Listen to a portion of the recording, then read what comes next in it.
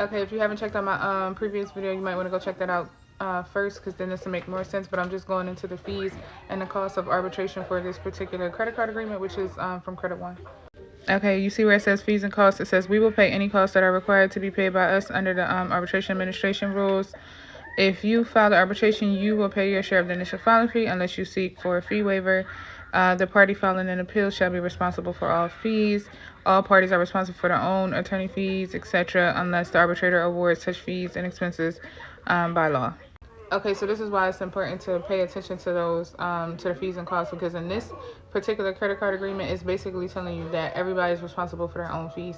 Whether you get an attorney, you're responsible for that, or whether you do it yourself, you're responsible for the initial filing fee. And the reason being is because they kind of, because I've seen a credit card agreement where they said they will take all the costs. So Credit Card One said not today, but it still says in the first sentence that they will pay the fees that are required by them. So this is the thing: when they file it, their filing fee is around $500 to $600 through AAA. Every arbitrator is different. I believe they go through AAA, but you would just have to double check. That's a whole nother section, so I can go over that if y'all want me to. But they go through AAA. I believe it's like $500-$600. For an individual, it's $200 and I want to say $25. You can request a fee waiver. If you get approved, you don't have to pay nothing. If you don't, then you have to pay that fee.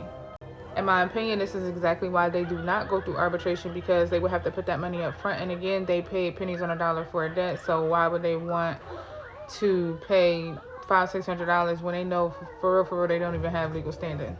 Because if you go through my other videos, I showed you where the hiccups was in their bill of sale, which shows they had wound up transferring it to 3 different companies in the same day. So I don't even know who really owned the debt. And because of this they're going to lose. But again, they know this, so they're banking on people not reading their contracts, and 2, not knowing this information. So that's why it's important that if you get sued, go ahead and exercise your right to arbitrate, because this is a binding contract. And if they are the ones that if they are the ones that truly own it, they have to abide by it. And you would know why if you check my other video out. But the fees and costs would all be up front. That's why they don't go through arbitration. They don't want to pay that, because then they're really going to be in a deficit rather than a surplus.